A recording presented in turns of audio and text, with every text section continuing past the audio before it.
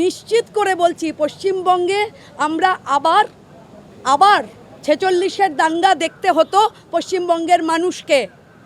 4 তারিখ যদি রেজাল্টটা কোনোভাবে উল্টে যেত তাহলে এই পশ্চিমবঙ্গের মানুষকে কিন্তু যে দিন দেখতে হতো, মানে ভাবলে পরে আমার আত্মা কেঁপে ওঠে। আমি গত 5 বছর ইন্ডাস্ট্রিতে ঢুকতে পারিনি।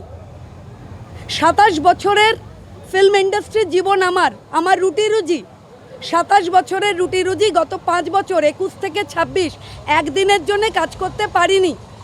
যে অনেক শিল্পী মুখ খুলবে, আমি আপনাদের চ্যানেলের মধ্যে দিয়ে আমার সেই সমস্ত বোনেদের বলবো যারা শিল্পী হিসেবে নতুন কাজ করতে এসে বাধ্য হতেন এই কম্প্রোমাইজ করতে, তাদের বলবো মুখ খোল ভাই, মুখ খোল, কথা বল, নির্ভয়ে কথা বল, নির্দ্বিধায় কথা বল।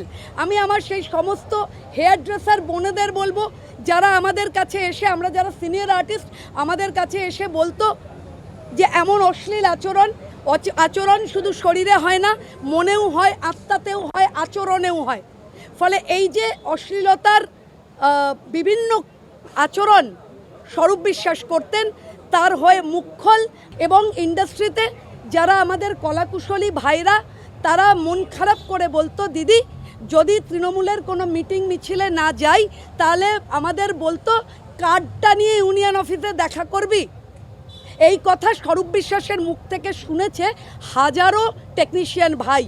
সবাই আমাদের বিরোধী দলনেতাই বিধানসভার বাইরে থাকতেন। বিভিন্ন সময় আমাদের বিধায়কদের অপদস্থ করা হতো, আমাদের বিধায়কদের অপমান করা হতো।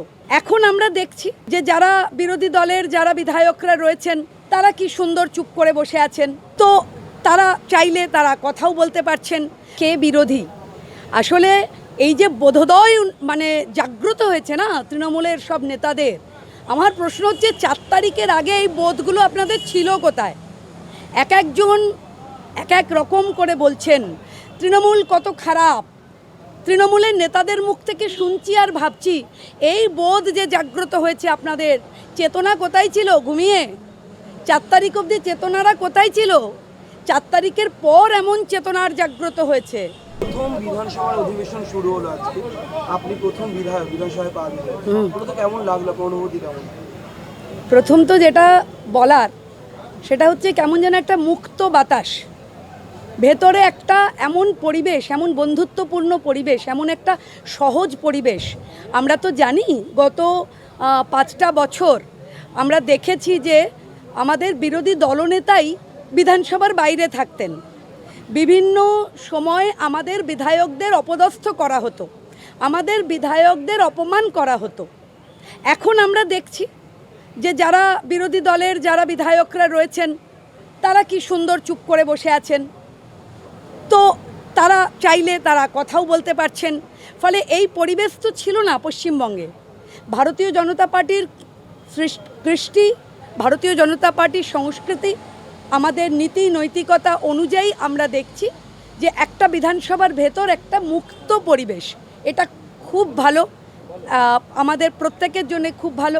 আজকে আমাদের মাননীয় রাজ্যপাল এসেছিলেন, তিনি বার্তা দিলেন এবং তারপরে আমাদের আগামী 25 তারিখ অবধি আমাদের কি বিষয়ে সদনে কাজ চলবে তার বিষয়ে আমাদের কথা বললেন, মাননীয় স্পিকার কথা বললেন।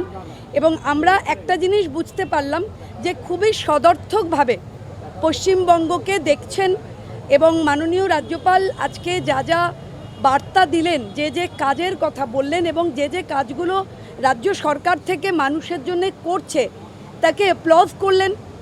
আমাদের রাজ্য সরকারের প্রতি তিনি আমাদের প্রত্যেককে উৎসাহ দিয়ে মাননীয় আদরণীয় মুখ্যমন্ত্রী যেভাবে তিনি রাজ্যের মানুষের জন্য কাজ করছেন, সদর্থক দৃষ্টিভঙ্গি, তাই নিয়ে কথা বললেন। খুব ভালো ছিল আজকের সেশন।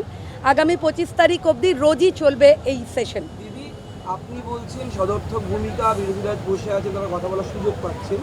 বিরোধী দলনেতার পদ নিয়ে একটা চূড়ান্ত বিতর্ক তৈরি হয়েছে, কে বিরোধী কে বিরোধী নয়। কালীঘাট তৃণমূল বনাম কৃতজ্ঞ তৃণমূল, এই বেনজির পরিস্থিতি ঋতব্রতকে সরকার একবার হাইকোর্ট থেকে মান্যতা দেওয়া, এই পুরো বিষয়টা আপনি কীভাবে দেখছেন? আর দ্বিতীয় প্রশ্ন, একেবারে শেষ প্রশ্ন আপনাকে, সেটা স্বরূপ বিশ্বাসের বিরুদ্ধে আরও একজন অভিনেত্রী সম্প্রতি অভিযোগ করেছেন যে টাকার কম্প্রোমাইজ না করলে, দোকান বসাতে গেলে কাঠমানি কম্প্রোমাইজ না হলে তাকে ফাঁকা ঘরে ডাকা হয়েছিল সন্ধ্যাবেলায়।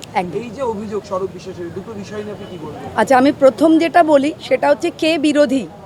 আসলে এই যে বোধোদয় মানে জাগ্রত হয়েছে না তৃণমূলের সব নেতাদের, আমার প্রশ্ন হচ্ছে 4 তারিখের আগে এই বোধগুলো আপনাদের ছিল কোথায়?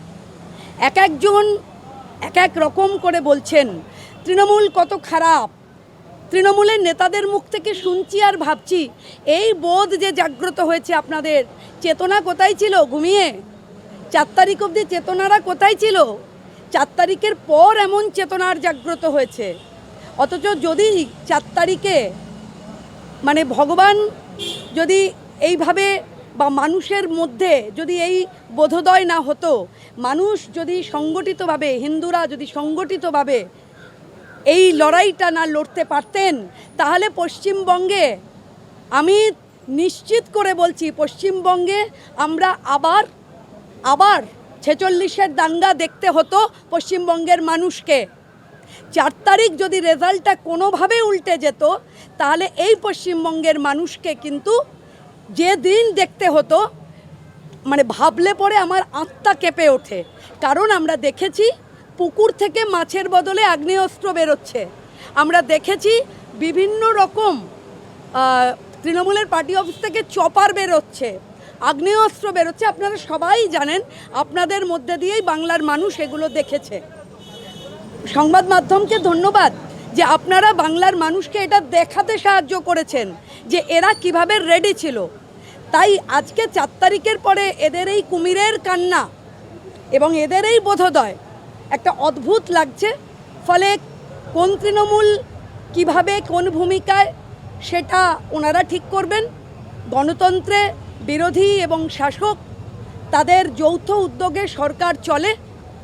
গত 5টা বছর আমরা দেখেছি বিরোধীদের উপর যে অত্যাচার করা হয়েছে, বিরোধীদের যেভাবে অমান্য করা হয়েছে, বিরোধী দলনেতাকে যেভাবে বারবার সদনের বাইরে রাখা হয়েছে। ফলে আমরা আমাদের দলীয় সংস্কৃতি, দলীয় নীতি, পশ্চিমবঙ্গ সরকার সেইভাবে চলছে যেভাবে গোটা ভারতবর্ষে আমাদের দল যে যে রাজ্যে ক্ষমতায় আমরা যেভাবে চলি, আমাদের দেশের সশ্রদ্ধ এবং আমাদের প্রধানমন্ত্রী মাননীয় নরেন্দ্র মোদী যেভাবে আমাদের দেশকে চালনা করছেন, আমরা সেভাবেই পশ্চিমবঙ্গকে চালিত করব, এই দৃষ্টিভঙ্গি দেখছি আমাদের আদরণীয় মুখ্যমন্ত্রীর কাছ থেকে। আর যে প্রশ্নটা আপনারা শেষ প্রশ্ন বললেন স্বরূপবাবু, আমি গত 5 বছর ইন্ডাস্ট্রিতে ঢুকতে পারিনি। 27 বছরের ফিল্ম ইন্ডাস্ট্রির জীবন আমার রুটি রুজি, 27 বছরের রুটি রুজি গত 5 বছর 21 থেকে 26 একদিনের জন্য কাজ করতে পারিনি। জিজ্ঞেস করলে কেউ সদুত্তর দিতে পারতেন না। প্রযোজক পরিচালক যাদের সঙ্গে একই সঙ্গে বড় হয়েছে ইন্ডাস্ট্রিতে, ঢুকেছিলাম যখন আমার ছেলের বয়স 6 মাস, এখন আমার ছেলের বয়স 28 বছর। ফলে আমার এই কাজের জীবনটা এতটাই, ফলে যারা একই সঙ্গে কাজ করতে করতে বড় হয়েছি তাদেরকে যখন জিজ্ঞেস করতাম তারা চুপ করে থাকতেন। বুঝতে পারতাম বিশ্বাস ব্রাদার্স, তাদের অলিখিত হাত রয়েছে প্রযোজক পরিচালকদের মাথার উপর। তাই স্বরূপ বিশ্বাস যার একমাত্র ক্রেডেনশিয়াল ছিল তিনি অরূপ বিশ্বাসের ভাই, আর তার কোনো ক্রেডেনশিয়াল ছিল না। আমি না তাকে এই দীর্ঘ 27 বছরে ক্যামেরার পিছনে কোনো ভূমিকায় তাকে দেখিনি, 27 বছরে দেখিনি। তাকে দেখলাম তার দাদা অরূপ বিশ্বাস, তিনি ছড়ি ঘোরাতে শুরু করলেন ইন্ডাস্ট্রির মাথায়। এবং ইন্ডাস্ট্রিতে যারা আমাদের কলাকুশলী ভাইরা, তারা মন খারাপ করে বলতো, দিদি যদি তৃণমূলের কোনো মিটিং মিছিলে না যাই তাহলে আমাদের বলতো কার্ডটা নিয়ে ইউনিয়ন অফিসে দেখা করবি। এই কথা স্বরূপ বিশ্বাসের মুখ থেকে শুনেছে হাজারো টেকনিশিয়ান ভাই। সবাই প্রতিবাদ করতে পারতো না, কারণ পেটের লাথি মারা হতো। এটা রুটি রুজি, সবাই পারে না। বাড়িতে ছোট বাচ্চা আছে, বাবা মা রয়েছে, অসুস্থ বাবা মা রয়েছে, তাই চাইলেও কেউ রুটি রুজির সঙ্গে এই কম্প্রোমাইজ করতে পারে না। তাই মাথা নিচু করে দাঁতে দাঁত চিপে তারা সহ্য করতো। আর স্বরূপবাবুর এগেনস্টে আপনি বললেন যে একজন আমাদের শিল্পী মুখ খুলেছে, আপনারা অপেক্ষা করুন, অনেক শিল্পী মুখ খুলবে।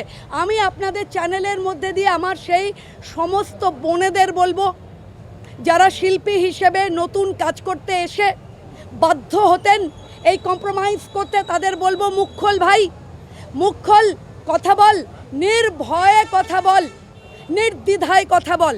আমি আমার সেই সমস্ত হেয়ার ড্রেসার বোনেদের বলবো, যারা আমাদের কাছে এসে, আমরা যারা সিনিয়র আর্টিস্ট, আমাদের কাছে এসে বলতো যে এমন অশ্লীল আচরণ শুধু শরীরে হয় না, মনেও হয়, আত্মাতেও হয়, আচরণেও হয়। ফলে এই যে অশ্লীলতার বিভিন্ন আচরণ স্বরূপ বিশ্বাস করতেন, তার হয়ে মুখ খোল। আমি আমার প্রত্যেকটা শিল্পী, যারা জুনিয়র আর্টিস্ট এবং যারা হেয়ার ড্রেসার, সেই প্রত্যেকটা বোনেদের বলবো নির্ভয় মুখ খোল।